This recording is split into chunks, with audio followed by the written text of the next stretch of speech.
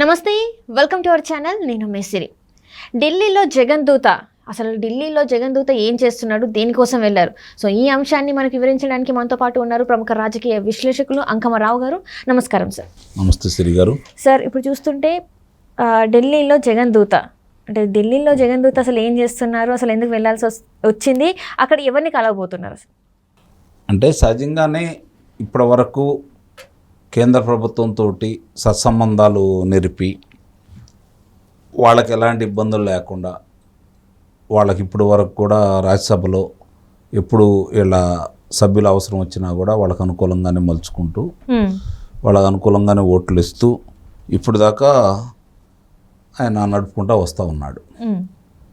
ఇప్పుడు Telugu Desam party, Janasena, Bharatiya Janata party కలిసి ఎన్నికల క్షేత్రంలో పాల్గొనబోతున్నాయి.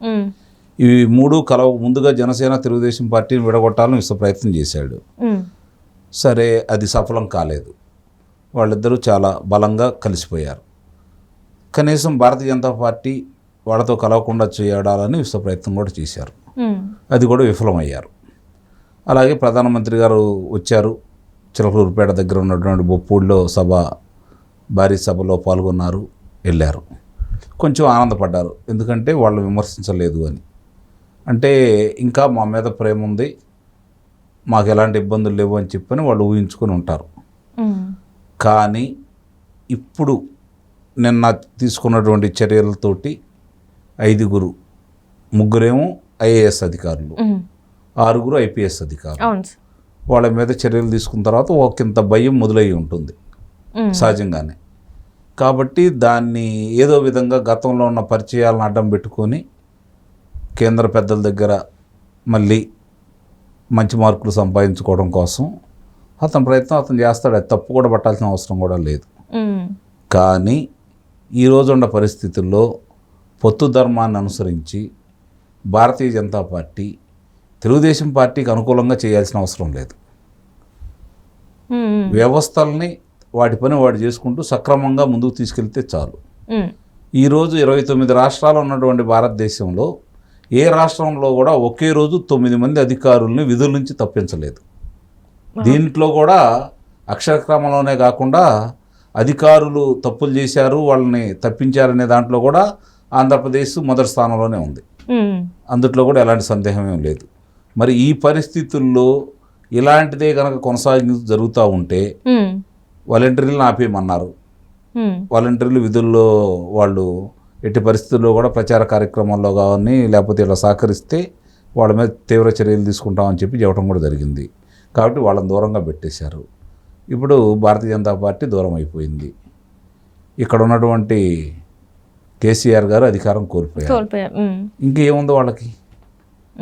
జనం లేరు, నాయకులు లేరు, కార్యకర్తలు దూరం అయిపోతున్నారు. ఏం చేయాలో కోల్పోని పరిస్థితి. దింపుడు కళ్ళ ఆశయంలాగా చివరికి ఢిల్లీలో వెళ్ళి ఏదో చేయాలనుకుంటున్నారని చెప్పని మనకు అందుతున్న వార్తలు అవి కూడా విజయవంతం అవుతాయని అయితే నేనైతే భావించట్లేదు. అంటే ఇప్పటివరకు చూసుకున్నట్టయితే సార్, మొన్నటి వరకు చూసుకుంటే అక్కడ ఎన్నికల కోడ్ ఉన్నా కూడా చూసాం, కానీ దగ్ధం చేయడమే కానీ అక్కడ హత్యలు చేయడమే కానీ అప్పుడు ఆ టైంలో ఇట్లా ఎవరు కూడా రియాక్ట్ అవ్వలేదు. కానీ ఇప్పుడు చూస్తే మాత్రం సడన్గా ఈ బదిలీలు చేయడం ఇవన్నీ చూస్తుంటే మరి నిజంగానే ఇది ముందు వరకు వెళ్తుంది, ముందు కూడా ఇట్లానే కఠిన చర్యలు ఉంటాయి అనుకోవాలా, లేకపోతే జనాల్ని నమ్మించడానికి మాత్రమే ఇది ఇప్పుడు ఇట్లా చూపెడుతున్నారు అనుకోవాలా? నేను మన గతంలోనే మాట్లాడినప్పుడే ఏప్రిల్ 5వ తారీఖు నుంచి చాలా మార్పులు చేర్పులు జరుగుతాయని కూడా చెప్పాను. నాకు ఇంకో అనుకున్న దానికంటే 2 రోజుల ముందే మొదలైంది, 3 రోజుల ముందే మొదలైంది. ఇవి కొనసాగిస్తాయి, ఎందుకంటే జరుగుతున్నవన్నీ ఎన్నికల సంఘం దృష్టికి వెళ్ళింది.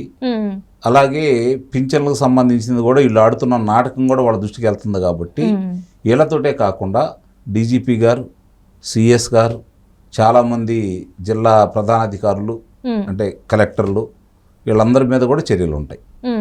ఇది దీంతోటే ఆగదు, ఇంకా కొనసాగింపు ఉంటుంది. ఇప్పుడు ఎవరైతే కొమ్ముగాసి ఇంకా కూడా జగన్మోహన్ రెడ్డి గారికి అనుకూలంగా పనిచేస్తున్నటువంటి అధికారులందరి మీద కూడా వాళ్ళు తీవ్రమైన చర్యలు తీసుకుంటారు, అందుట్లో ఎలాంటి సందేహం కూడా ఏమీ లేదు. అంటే ఇప్పుడు చూస్తున్నట్టయితే ఇంకా కూడా జగన్మోహన్ రెడ్డి గారు అంటే పెన్షన్ ఎందుకు ఇవ్వట్లేదు అంటే చంద్రబాబు నాయుడు గారి పైనే నెపం అంటే నెట్టేస్తున్నారు. అది చంద్రబాబు నాయుడు వల్లనే ఇప్పుడు మేము పెన్షన్ ఇవ్వలేకపోతున్నాం అని చెప్పేసి మనం సోషల్ మీడియాలో కూడా చూస్తున్నాం. కానీ ఖజానాలో డబ్బులు లేవన్న సంగతి మాత్రం ప్రజలు తెలుసుకోలేరని అనుకుంటున్నారా మరి తను? వర్షాలు పడకపోయినా చంద్రబాబు నాయుడు గారి దేని కారణమైనా కూడా చంద్రబాబు నాయుడు గారు అంటారా? అంటే రేపటి రోజున అక్కడ ఎవరికైనా ఏదైనా అయినా కూడా చంద్రబాబు నాయుడు వల్లనే ఇలా మీకు అయిందని చెప్తారా?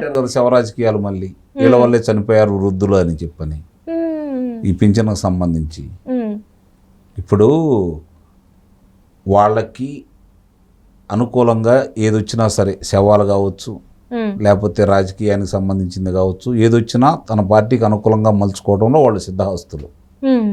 ఈరోజు ఇక్కడ జరుగుతున్న పరిణామాలు చూసుకుంటూ ఉంటే మిగిలిన ఏ రాష్ట్రాల్లో కూడా వాలంటీర్ల వల్ల వాళ్ళకి ఇంటికి తీసుకెళ్ళి ఇవ్వట్లేదు కదా, అంటే వాళ్ళకి అన్నిటికీ సకాలంలో వెళ్ళిపోతున్నాయి కదా.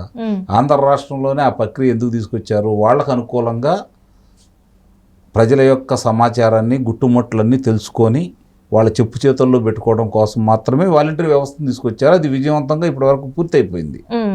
ఇప్పుడు ఎదురు దెబ్బలు తగులుతున్నాయి. ఈ ఎదురు దెబ్బలు జరుగుతున్న ఈ తరుణంలో వాళ్ళు చంద్రబాబు నాయుడు గారి వల్లే ఈ అయిపోయినాయి, వాళ్ళ ఖజానాలో డబ్బులు ఉన్నాయా లేవా అనేది రెండు విషయాలు.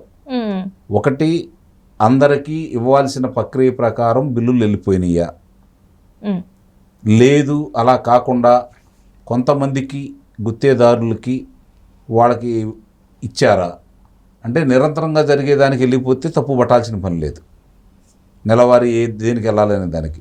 అలా కాకుండా ఇలా చేశారు అంటే ఇంకోటి ఏంటంటే వాళ్ళ సాక్షి దినపత్రికలోనే 28వ తారీఖు నాడు 3వ తారీఖు మాత్రమే అందరికీ పింఛన్లు వస్తాయని చెప్పని రాయించుకోవడం కూడా జరిగింది. అంటే వాళ్ళకి ముందే తెలుసు ఆదివారం నాడు బ్యాంకులు పనిచేసినాయి, శనివారం నాడు ఆదివారం నాడు డబ్బులు చేతిలో పెట్టుకొని 1వ తారీఖు నాడు ఇవ్వచ్చు. దానికి గ్రామీణాభివృద్ధి దీనికి సంబంధించినటువంటి అధికారి ఆయన అలా కాదు, అందజేసే అవకాశం ఉండా కూడా అందజేయకుండా వాళ్ళు చేశారు కావాలని. ఆ నెపం తెలుగుదేశం పార్టీ మీద నెట్టారు. విజయవంతంగానే వాళ్ళ పని పూర్తయింది అయితే నేను భావిస్తున్నాను. దాన్ని సమర్థవంతంగా ఎదుర్కోవడంలో తెలుగుదేశం పార్టీ, జనసేన పార్టీ వెనకబడ్డాయని అయితే నేను భావిస్తున్నాను. అంటే దీనివల్ల ఇప్పుడు నష్టం చేకూరేది కూటమికి అంటారు, జగన్మోహన్ రెడ్డి గారికి ప్లస్ అయింది అంటారు. ప్లస్ అయితే కాదు కానీ ఎంతో కొంత వీళ్ళ మీద నెపం వేయడానికి అవకాశం కలిగిద్ది. ఇప్పుడు వీళ్ళకి గ్రామ స్థాయిలో నాయకులు ఉన్నారు కదా, వాళ్ళు వెళ్ళి వివరిస్తారు కూడా రేపటి నుంచి. అది 1వ తారీఖు నాడు రాని సమయంలోనే వీళ్ళు వెళ్ళి చెప్పాలి, ఇలా జరుగుతుంది ప్రభుత్వం ఇలా చేసిందని చెప్పగలగాల. అలా చెప్పడంలో కొంచెం వెనకబడ్డారంది అనిపిస్తూ ఉంది. చూడాలి ఏం జరుగుతుంది ఏంటనేది. అంటే ఇదంతా మరి ప్రజలు గ్రహించట్లేదు అంటారా సార్? మరి తెలియకుండా ఎట్లా ఉంటుందండి, తెలుసు, ప్రజలందరికీ తెలుసు. అందుట్లో ఇందాక నేను ఒక మహిళ మాట్లాడేది చూశాను. 13 నెలల నుంచో 14 నెలల నుంచో ఆమెకు పింఛన్ రాకుండా ఆపేశారంట. 13 నెలల నుంచి ఆమె శాసనసభ్యుడిని కూడా బండబూతులు తిడుతోంది. అంటే ఇవన్నీ కూడా కావాలని చేస్తున్నారు. ఎన్నికలు సమీపిస్తున్న తరుణం కాబట్టి ప్రతి అవకాశాన్ని వాళ్ళు సద్వినియోగం చేయడానికి ప్రయత్నం చేసుకుంటున్నారు. దాన్ని తెలుగుదేశం పార్టీ, జనసేన, భారతీయ జనతా పార్టీ కూటమి సరైన సమయంలో వాస్తవాలు ప్రజలకు చెప్పే విధంగా వాళ్ళ శ్రేణుల్ని ప్రజల మధ్యకి పంపించాలి. వరకు మీటింగ్లో చెబితే కుదరదు, ప్రజల మధ్యకి నిస్సందేహంగా వెళ్ళాలా.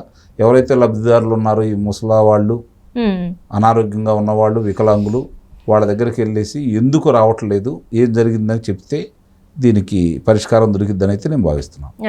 Right thank you so much sir. Thank you.